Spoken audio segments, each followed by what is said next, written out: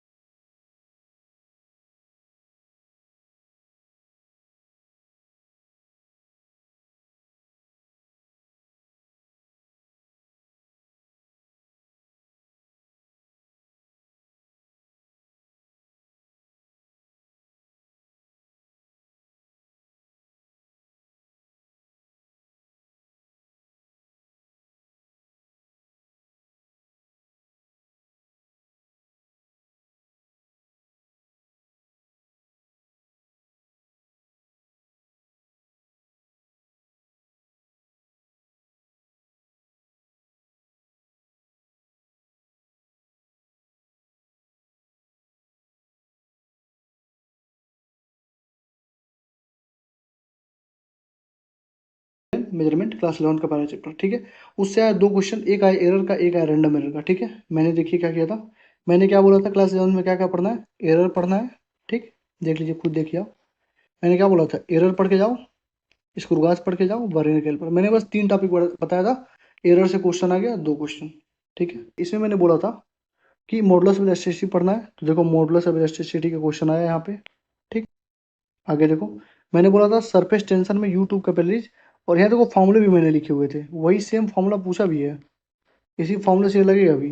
ठीक, मतलब basic concept तो ही होता है। बाकी यहाँ पे लॉन्गिट्यूडनल स्ट्रेस पूछा ही है। यहाँ पे देखो सरफेस टेंशन, मैंने बोला था सरफेस टेंशन के क्वेश्चन कर लेना, यूट्यूब पढ़ लेना, कैपिलरी राइज पढ़ लेना, और बर्नौली थ्योरम। देखो यहाँ पे, ये देखो, ये बर्नौली थ्योरम आ गया पहला चीज। यहाँ देखो, ये बर्नौली थ्योरम, और ये क्वेश्चन आ गया सरफेस टेंशन का। यानी तीनों के तीनों क्वेश्चन मिल गए यहाँ से। ठीक, थर्मल पोडियोमीटर से कोई क्वेश्चन नहीं आया। थर्मोडायनेमिक्स में मैंने बोला था एडियाबैटिक, आइसोथर्मल और वर्क डन डायग्रामेटिक क्वेश्चन कर लेना। ठीक है, और कार्नट इंजन, देखो सेम क्वेश्चन कार्नट इंजन का यहाँ पे आया, जो मैंने बोला था वही है। तो myself Avinash Madeshiya, currently pursuing MBBS from PGI Azamgarh. तो आज हम लोग बात कर रहे हैं अपने नए 80 टॉपिक्स के बारे में। लगभग 75% जो टॉपिक्स हैं हमारे वही हैं, बस कुछ 20-25% टॉपिक्स मैंने चेंज किए हुए हैं। ठीक है, क्योंकि कुछ कुछ नए, हमको नए सिलेबस के हिसाब से भी चलना पड़ेगा। तो चलिए स्टार्ट करते हैं अपनी आज की वीडियो। बहुत इंपॉर्टेंट वीडियोज है। वीडियो देखने से पहले एक चीज़ प्रॉमिस कर देना मुझसे कि अगर वीडियो देख रहे हो, देखो यार बहुत मेहनत लगती है, तो कम से कम लाइक, कमेंट, शेयर और सब्सक्राइब तो कर दिया करो। वीडियो देखते हो, एक लाइक और एक कमेंट करने में तुम्हारा कुछ नहीं जाता है, और वीडियो देखने के बाद तुम चाहो तो शेयर भी कर सकते हो अगर अच्छी लगी हो तो।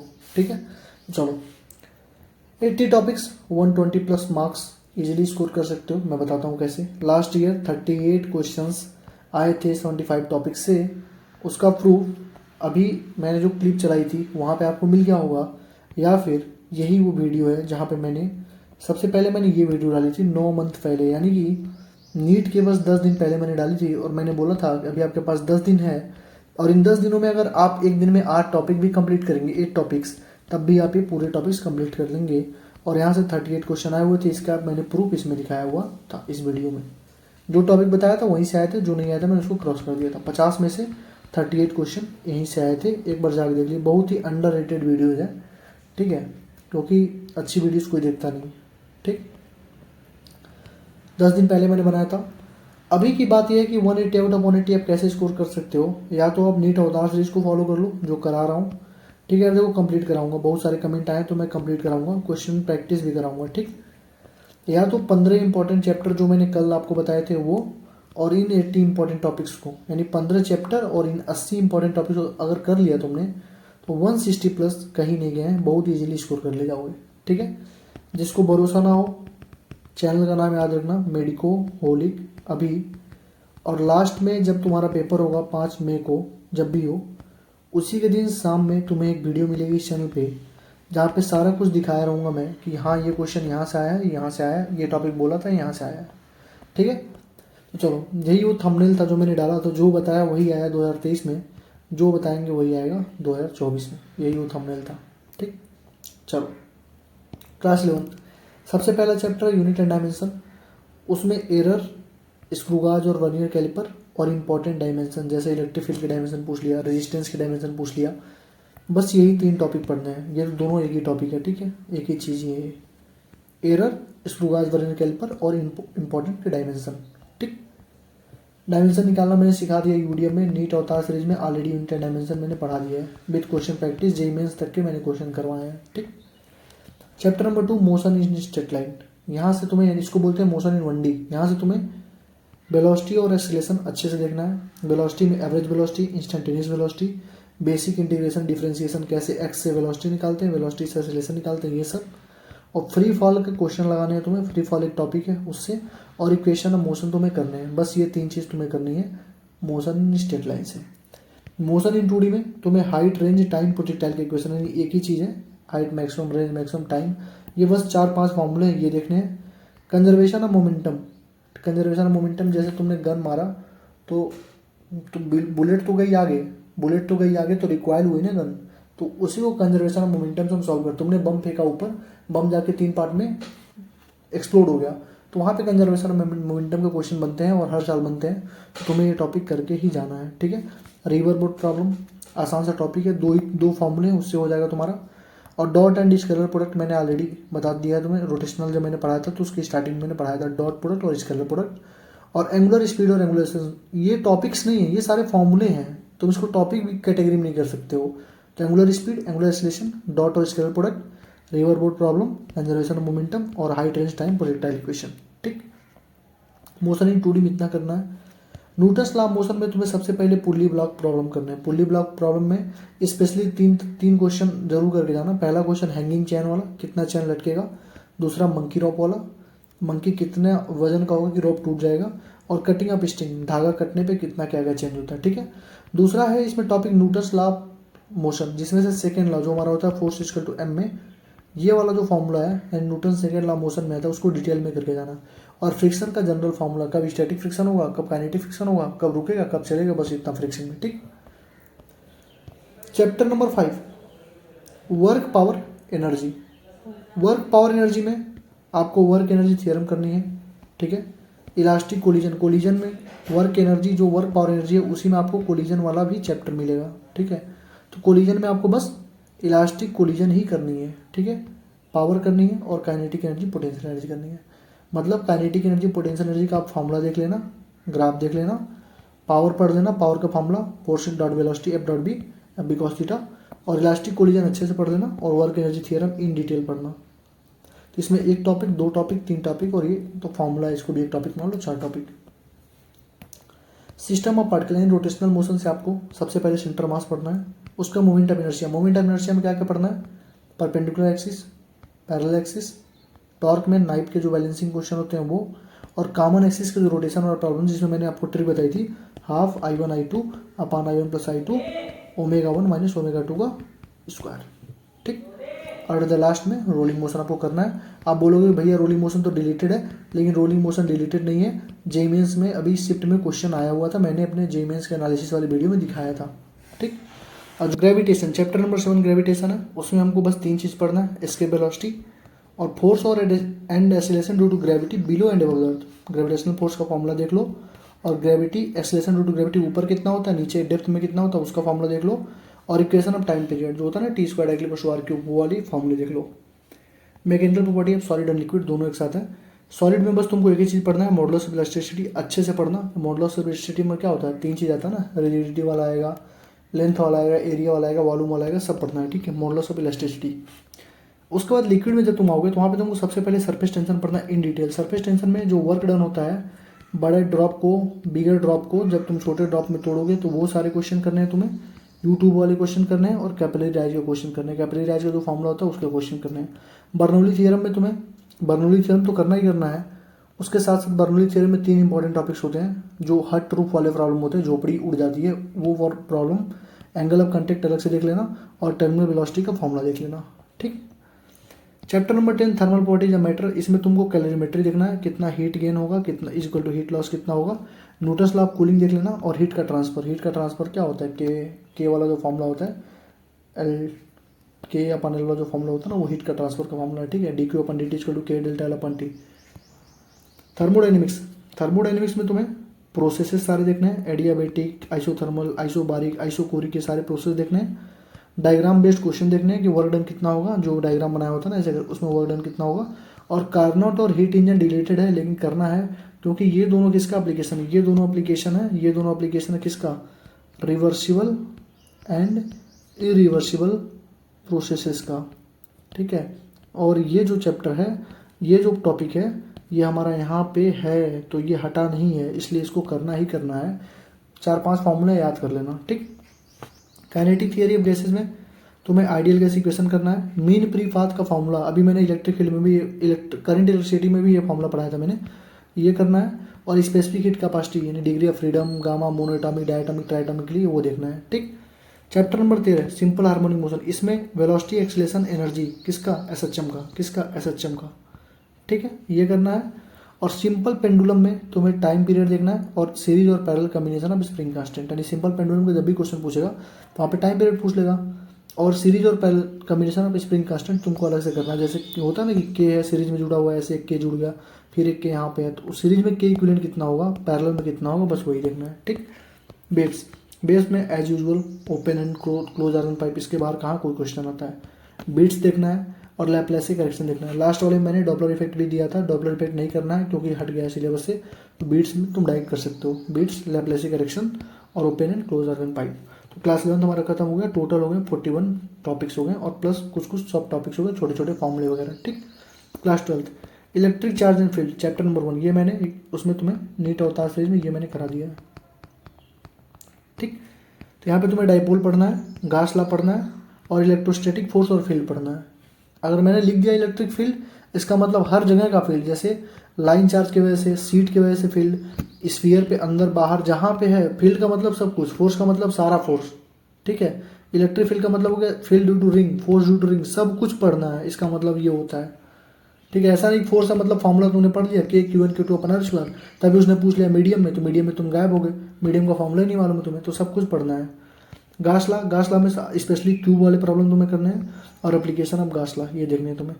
इलेक्ट्रिक पोटेंशियल और कैपेसिटर में, पोटेंशियल में तुम्हें बस पोटेंशियल और पोटेंशियल एनर्जी पढ़ना है और कैपेसिटर में तुम्हें पैरेलल प्लेट कैपेसिटर बस पढ़ना है।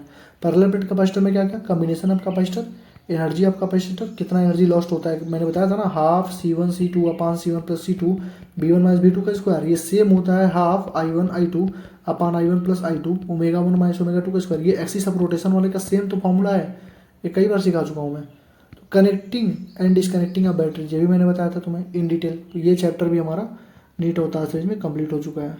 ठीक है, बस इसका पार्ट 2 हमारा क्वेश्चन प्रैक्टिस बाकी है, जिसमें नीट और जेईई से क्वेश्चन प्रैक्टिस कराऊंगा। ठीक, आगे बढ़ते हैं। करंट इलेक्ट्रिसिटी, ये लंबा चैप्टर था, आज ही कराया हूँ, 45 मिनट लगभग लगे हैं इसको कराने में। रेजिस्टेंस देखना डिटेल में। रेजिस्टेंस डिटेल का मतलब हुआ कि resistance equal to V upon I नहीं, रेजिस्टेंस का जितना फॉर्मूला वो तो हो, वो सारे रेजिस्टेंस, किसी वायर को तुमने स्ट्रेच किया L डिस्टेंस है तो क्या रेजिस्टेंस होगा, तुमने उसको कंप्रेस कर दिया 1/n टाइम्स तो क्या होगा, ये सारी चीज़ें तुम्हें रेजिस्टेंस में पढ़नी है। सीरीज और पैरेलल कॉम्बिनेशन पढ़ना है रेजिस्टेंसेस का। KCL और KVL का अप्लाई कैसे करना वो पढ़ना ही पढ़ना है। बीटी स्टोन ब्रिज और मीटर ब्रिज, पोटेंशियोमीटर मैंने हटा दिया क्योंकि सिलेबस से हट गया है, तो बीटी स्टोन ब्रिज और मीटर ब्रिज, और लास्ट में galvanometer, voltmeter, ammeter, यानी कि तुमको voltmeter, ammeter, Wheatstone metre bridge, इन चारों से तुम्हें 2 क्वेश्चन तो पक्का मिलेंगे। ठीक, एक क्वेश्चन तो मिनिमम मिलेगा ही मिलेगा। KCL KVL से एक क्वेश्चन मिनिमम मिलेगा। ठीक है, बाकी ये दोनों 4 और 5 नंबर जो चैप्टर है मैग्नेटिक इफेक्ट ऑफ करंट है और अर्थ मैग्नेटिज्म, इसमें क्या करना है तुम्हें, सबसे पहले बायर शॉर्ट लॉ पढ़ना है, उसका सारा एप्लीकेशन पढ़ना है, उसके बाद सोलेनॉइड टोरॉइड, उसके बाद मोशन इन मैग्नेटिक फील्ड तुम्हें पढ़ना ही पढ़ना है, और मैग्नेटिक फोर्स क्या होता है कहीं कहीं पे, तो मोशन इन मैग्नेटिक फील्ड करना है और साथ में मैग्नेटिक फोर्स करना है। एम्पियर सर्किटल लॉ तुम्हें करना ही करना है। एम्पियर सर्किटल लॉ का एक एप्लीकेशन होता है magnetic field in circular loop, एक फॉर्मूला, बस एक ही फॉर्मूला होता है, ठीक है, तो फॉर्मूला याद कर लेना। यहाँ पे तुमको टॉर्क और डाइपोल यानी कि डाइपोल और टॉर्क भी यहाँ पे आता है, तो ये टॉपिक भी तुम्हें यहाँ पे पढ़ के जाना है। और जो अर्थ मैग्नेटिज्म है वहाँ पे तुम्हें बार मैग्नेट और मैग्नेटिक प्रॉपर्टी का मटेरियल, बस ये दो टॉपिक पढ़ के जाना। बार मैग्नेट डिटेल में पढ़ना और मैग्नेटिक प्रॉपर्टी का मटेरियल, ये दो टॉपिक पढ़ना। और पूरा जो बाकी है वो सारा हमारा किस में, मैग्नेटिक इफेक्ट ऑफ करंट में है। टॉर्क और डाइपोल, डाइपोल पे जो टॉर्क लगता है वो एक ही चीज़ है। और सोलनाइट टोराइड, ये दोनों तो एकदम मस्ट है, करके जाना है। इलेक्ट्रोमैग्नेटिक इंडक्शन, इसमें 3 टॉपिक पढ़ना है। पहला फैराडे लॉ, दूसरा लेंज लॉ, तीसरा इंडक्शन। इंडक्शन में 2 चीज़ होता है, सेल्फ और म्यूचुअल, ये 3 टॉपिक पढ़ना है। अल्टरनेटिंग करंट में LCR सर्किट पढ़ना है, पावर फैक्टर पढ़ना है, ट्रांसफार्मर पढ़ना है, 3 चीज़ पढ़ना है, ठीक है। EMB में बस 2 चीज़, सी का वैल्यू जो होता है equal to E0 upon B0 और डायरेक्शन ऑफ वेव और कंपेयर करना, इक्वेशन को तुम्हें सीखना आना चाहिए, ठीक है। तो एक टॉपिक ये, एक टॉपिक ये। रे ऑप्टिक्स में तुम्हें सबसे पहले मिरर का फॉर्मूला पढ़ना है, दूसरा प्रिज्म पढ़ना है और साथ में उसके TIR का कंसेप्ट देखना है।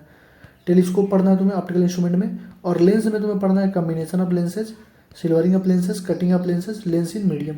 ये लेंस में तुम्हें ये 4 चीज़ पढ़ना है। बाकी telescope, prism, TIR, mirror formula तुम्हें पढ़ना है। बे ऑप्टिक्स में तुम्हें 2 टॉपिक है, YDSC, डिफ्रैक्शन, ये दोनों करना है as usual. Dual nature of radiation में फोटो इलेक्ट्रिक इफेक्ट, इक्वेशन और डी ब्रोगिल का वेवलेंथ, बस ये 2 चीज़ पढ़ना है। डी ब्रोगिल का वेवलेंथ मैंने लिख दिया, इसका मतलब सब कुछ, wavelength of electron, wavelength of proton, wavelength of neutron, wavelength of ionised particle, हर एक चीज़ पढ़ना है, ठीक। एटम, एटम में बस 2 टॉपिक पढ़ना है, Bohr model of hydrogen atom. अब बोहर मॉडल इसका मतलब क्या हुआ, वेलोसिटी पढ़ो, फ्रीक्वेंसी पढ़ो, एनर्जी पढ़ो, सब कुछ तुम्हें इसमें पढ़ना पड़ेगा। और line spectrum of hydrogen atom, एक ही चीज़ होता है, पढ़ना है। न्यूक्लियाई में बाइंडिंग एनर्जी पढ़ना है और साइज ऑफ न्यूक्लियस। मैंने रेडियो एक्टिविटी हटा दिया है क्योंकि रेडियो एक्टिविटी सिलेबस से रिलेटेड अभी तक क्वेश्चन नहीं आया, ठीक है। सेमीकंडक्टर, सेमीकंडक्टर से लॉजिक गेट पढ़ना है, N type P type semiconductor पढ़ना है। और डायोड में जो जेना डायोड होता है स्पेशली वो पढ़ना है, ठीक। तो 12 से टोटल हुए 39 टॉपिक्स। यहाँ पे मैंने ट्रांजिस्टर हटा दिए हैं, तो 12 से हो गए 39 plus topics, total 80 plus topics हुए। मान के चलो बहुत होंगे तो 100 टॉपिक्स होंगे। तुम डेली 2-2 टॉपिक्स, डेली तुम 2-2 टॉपिक्स अपना पढ़ना स्टार्ट करो। डेली 2 टॉपिक्स, डेली 2 टॉपिक्स पढ़ना स्टार्ट करो, ठीक है। बहुत इंपॉर्टेंट टॉपिक्स हैं। और फॉर्मूले की कॉपी बना के फॉर्मूला रटना स्टार्ट करो। अभी इनके क्वेश्चन प्रैक्टिस पूछो कि भैया कहाँ से करना है, उसकी पीडीएफ तुम्हें यहाँ से मिलेगी, मेडिको होली के अभी चैनल पे। आज ही रात नहीं, कल तक मान के चलो, कल तक तुम्हें पीडीएफ मिल जाएगी। हर एक टॉपिक के मिनिमम 50 क्वेश्चन रहेंगे, हर एक टॉपिक के। तो अगर मान लो 80 टॉपिक हैं तो 50 क्वेश्चन एक टॉपिक के हैं, तो 50 अगर नहीं हो पाए तो मान के चलो 30-40 तो रहेंगे, क्योंकि मान लो ट्रांसफार्मर है तो उससे एक ही तरह के कितने क्वेश्चन मैं कराऊंगा, तो 30 क्वेश्चन एवरेज लेते हैं। मैं 50 दे सकता हूँ, लेकिन एक ही तरह के ज़्यादा देने का कोई मतलब नहीं है। तो 80 × 30 अगर करोगे तो लगभग 2400 क्वेश्चन हो जाएंगे, तुम्हारा प्रैक्टिस यहाँ से हो जाएगा। मैं तुम्हें पीडीएफ दे दूंगा उस क्वेश्चन प्रैक्टिस का, ठीक है। क्वेश्चन प्रैक्टिस के पीडीएफ तुम्हें, अब क्वेश्चन कहाँ से रहेंगे, वो उस टॉपिक के क्वेश्चन रहेंगे एनसीईआरटी से, नीट से, जेई से, ठीक है, और एलियन के कॉन्सेप्चुअल से और मास्टर दी एनसीईआरटी से।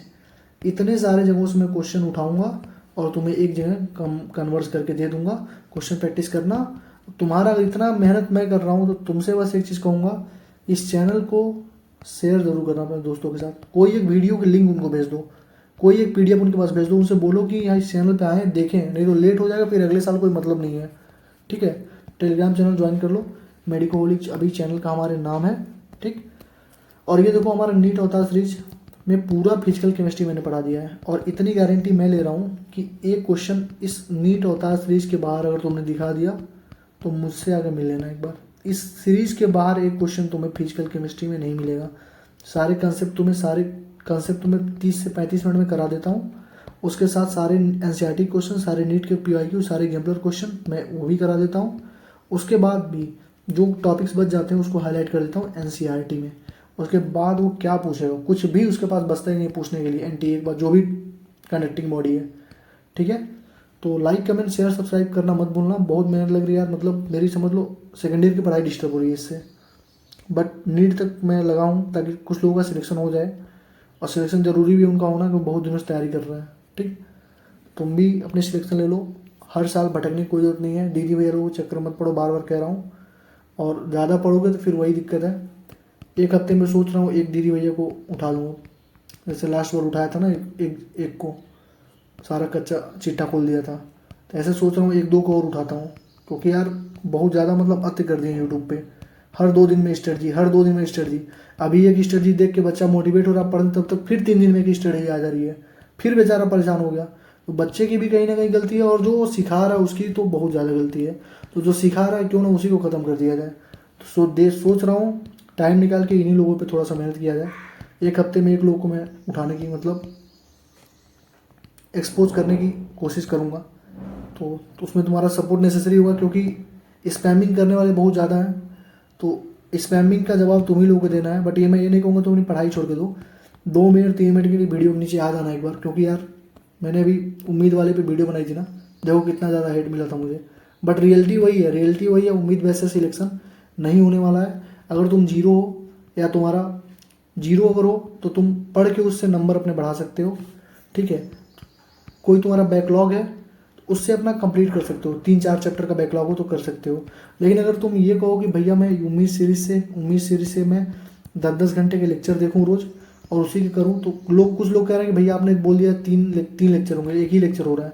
ये बताओ 70 दिन थे तुम्हारे पास, 100 चैप्टर है तुम्हारे पास, कैसे ये एक दिन में एक लेक्चर करोगे तो कैसे कंप्लीट होगा? नहीं हो पाएगा। रिवीजन का भी तो टाइम चाहिए यार। 30 लेक्चर तो 30 दिन तो यही कम पड़ रहा है। तो उम्मीद से यार नहीं हो पाएगा। उम्मीद से वही लोग करो जो जीरो पे हो, थोड़ा नंबर अपना बढ़ा लो, ठीक है। 1% क्लब में हो तो अलग बात है। 1% क्लब वो होते हैं जो अपना 99% छोड़ो, 110% देते हैं, अपना सब कुछ लगा देते हैं, ठीक है। उन्हीं का सिलेक्शन होता है, उम्मीद वगैरह लास्ट लैप में जो रिवीजन होता है, बाकी सबका नहीं होता है, ठीक है। 99% लोग तो घूमने वाले हैं, 1% लोग हैं जो सीरियस होंगे, उन्हीं का सिलेक्शन हो सकता है इससे। और वो भी उन्होंने पहले कुछ ना कुछ पढ़ा होता है। अगर जीरो सूट होगा तो सिलेक्शन नहीं होगा, मैं अभी बता दे रहा हूँ। फालतू के चक्कर में मत पढ़ो, फालतू के होप लेके मत बैठो। अगर जीरो पे हो तो नहीं होगा। बैकलॉग है तुम्हारा 3-4 चैप्टर का तो उम्मीद से कर सकते हो। लेकिन अगर तुम्हारे पास ऑलरेडी तुम्हारे पास खुद के नोट्स हैं, सब कुछ है तुम्हारे पास, तो भैया अपने नोट्स को रिवाइज करो। अपने जो तुमने क्वेश्चन प्रैक्टिस किया है, जो गलती हुई उसको मार्क किया हो ना, उन्हीं क्वेश्चन को बार बार रिवाइज करो, एनसीईआरटी को रिवाइज करो, ठीक है। ये अभी नए नए बहुत सारे बैच लॉन्च होंगे। अभी सर ने लॉन्च किया हुआ, अभी तरुण सर भी लॉन्च करेंगे, ठीक है। अभी कोई और टीचर भी अकेडमी लॉन्च करेगी। अभी अड्डा 247 वाले गरिमा मैम भी लॉन्च करेंगी, ठीक है। तो ऐसे लॉन्च होता रहेगा, लास्ट तक लॉन्च होता रहेगा, ठीक है। अभी भैया दीदी भी लॉन्च करेंगे अपना अपना कोर्स, ऑलरेडी लॉन्च हो रहे हैं, ठीक है। तो दूर रहो, बच के रहो। 2 महीने का टाइम है, आराम से पढ़ाई कर लो। अगर यहाँ भटकोगे तो फिर नेक्स्ट ईयर भी तुम्हें भटकना ही पड़ेगा। तो मैं नहीं चाहता हूँ कि कोई भटके, इसलिए अपनी पढ़ाई करते रहना। Thank you. Like comment share subscribe कर देना।